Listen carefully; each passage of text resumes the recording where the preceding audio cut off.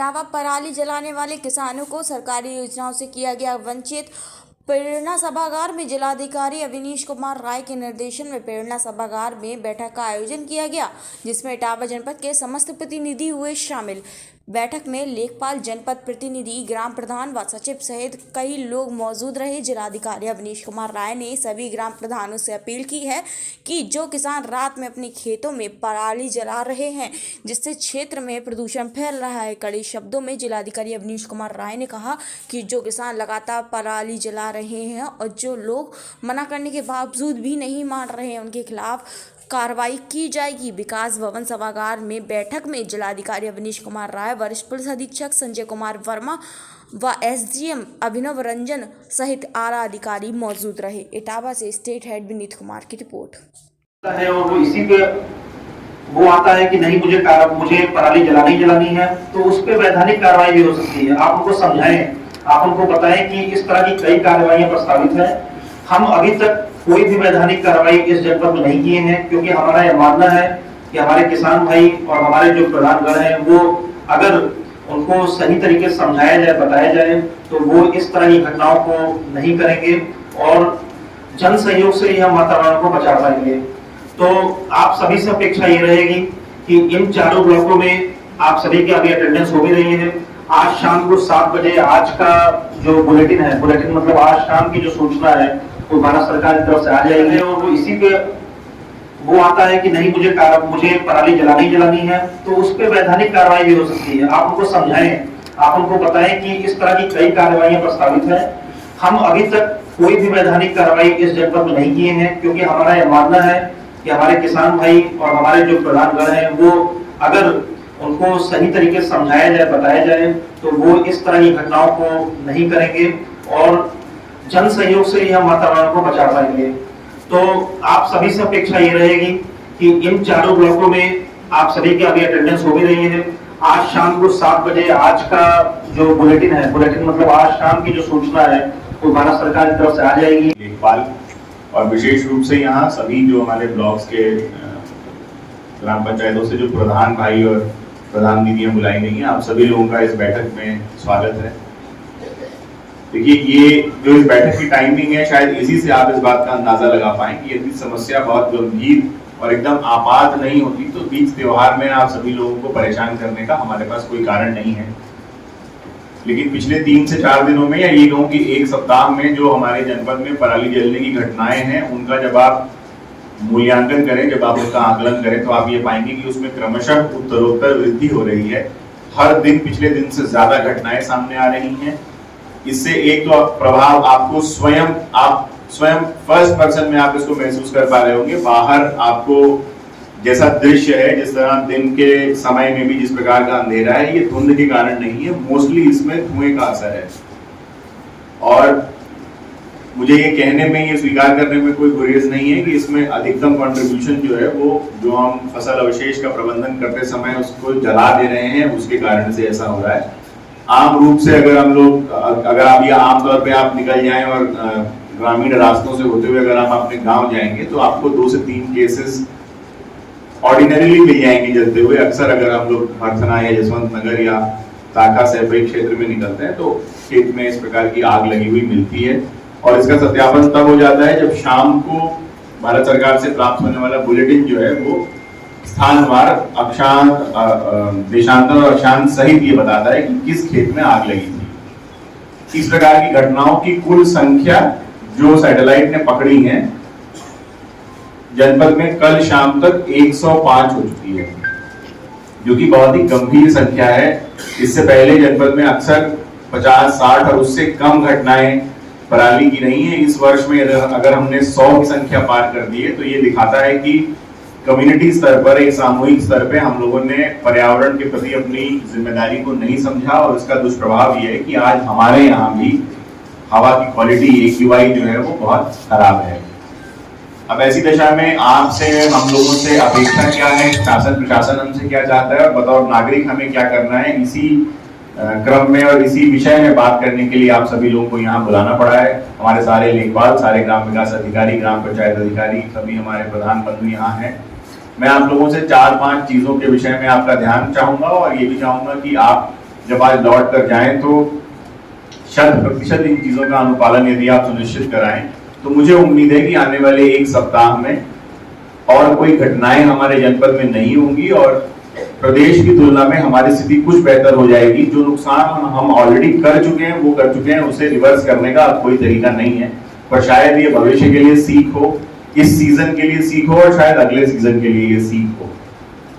पहली चीज तो जो सबसे कॉमन है जो मुझे आप लोगों से कहनी है वो यही है कि आप सभी लोग जो हार्वेस्टर के माध्यम से क्रॉप मैनेजमेंट।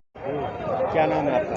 रविंद्र दीक्षित। आज आप प्रेरणा सभागार में मीटिंग थी, क्या आप लोगों को जानकारी दी गई जिला प्रशासन के द्वारा? जिला प्रशासन के द्वारा हमको बताया गया कि अपनी अपनी पंचायतों में पराली और कूड़े में बिल्कुल आग न लगने दें, गांव की जनता के साथ मीटिंग करें, उन्हें समझाएं सिखाएं, किसी भी तरह जो है वातावरण प्रदूषित न होने दें। तो गांव में जो किसान पराली जलाते हैं तो उनकी निगरानी आप लोगों के द्वारा किस तरह से की जाएगी? हम लोग करेंगे, वहाँ आसपास छोटे छोटे किसान छोटे 2-3 हेक्टेयर के एरिया में जिम्मेदारी दे देंगे सबको।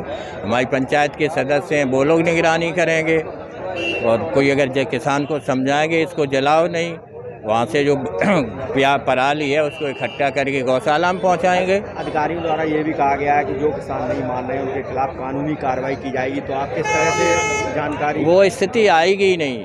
मेरे जिला के माननीय जिलाधिकारी जी इतने सक्षम है, उनकी बात को कोई भी प्रधान, कोई भी सेक्रेटरी और लेखपाल उनकी बात खराब ही नहीं होने, उनके सारे निर्देशों का अच्छे से पालन होगा। कोई किसान नहीं जलाएगा। हम लोग उनको समझाएंगे, उनसे कहेंगे भाई तुम जला रहे हो, हम तुम्हारी इकट्ठी करके गौशाला में फिर क्यों जलाएगा। आप कौन से गांव के प्रधान हैं और ग्राम आसई, ग्राम पंचायत ईसरीपुर, विकासखंड महेवा, तहसील चकननगर।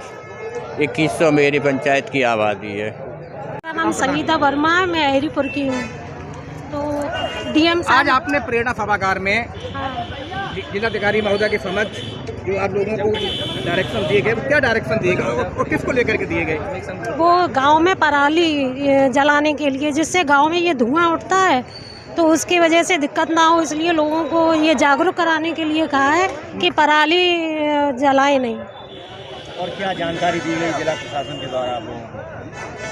बस ये इसी के बारे में किया। कैसे जागरूक कितनी सक्षम है आप अपने गांव में पराली जलाने को न लेकर के? कितने लोगों ने रोका आपने? कितने लोग? हाँ, हमने वहाँ रोका है, अब वहाँ ऐसी कोई दिक्कत नहीं है। हाँ। तो कैसे आप जागरूक करेंगी गांव के किसानों को? क्या जानकारी देंगी उन्हें? क्या प्रचार प्रसार किया जाएगा? यही जानकारी देंगे कि अब जो जल चुकी हैं वो जल चुकी हैं, अब जो रह गई हैं अब उनको उन्हें जलाया ना जाए। ठीक। विगत सप्ताह में जनपद में फसल अवशेष जलाने की घटनाओं में जो वृद्धि हुई है उसके विषय में आज ग्राम पंचायत स्तर के सभी अधिकारी, कर्मचारी, जनप्रतिनिधि, प्रधानगण, बीडीसी, लेखपाल, ग्राम विकास अधिकारी, ग्राम सचिव, इन सभी लोगों को शिफ्ट वाइज बुलाया गया था, ब्लॉक वाइज, और इन सभी लोगों को इसके विषय में सेंसिटाइज करने के लिए और संवेदनशील बनाने के लिए प्रयास किया गया कि जनपद में पराली जलाने की घटनाओं में वृद्धि हुई है। प्रदेश की तुलना में हमारी घटनाएं बहुत अधिक हैं और इनको अब हमें कंट्रोल करने की ज़रूरत है। तो उसी विषय में उनको व्यवस्थाएं पूरी बताई गई हैं। साथ ही ये भी उन लोगों से अपील की गई है कि सब किसान भाइयों को इस बारे में अवगत कराएं कि फसल अवशेष जलाने के क्या नुकसान हैं, स्वास्थ्य पर क्या दुष्प्रभाव हैं। इसके अलावा विधिक व्यवस्था से उन्हें अवगत कराया गया है। ऐसे हार्वेस्टर्स जिनमें SMS नहीं लगा हुआ हो या जो SMS लगा है पर SMS के साथ कटाई का काम नहीं कर रहे हैं, ऐसे हार्वेस्टर्स का इस्तेमाल ना करें। और यदि ऐसे हार्वेस्टर्स हमें कहीं चलते हुए मिलते हैं तो हम फिर उसमें विधिक कार्रवाई करने के लिए बाध्य हैं। हम उन्हें सीज़ करके और उन्हें भविष्य में न चलने दें, ऐसी व्यवस्था हम लोग बनाए हैं। तो इसी विषय में सभी लोगों को अवगत कराया गया है और हमारा प्रयास ये है कि आने वाले सप्ताह में स्टबल बर्निंग के, पराली जलाने के जो केसेस हैं वो शून्य रहें, जिससे कि एयर क्वालिटी धीरे धीरे इम्प्रूव हो, जिससे लोगों के स्वास्थ्य पर जो दुष्प्रभाव पड़ रहा है वो न पड़े और प्रदेश में भी हमारी स्थिति कुछ बेहतर हो जाए। सर, जनपद में कितने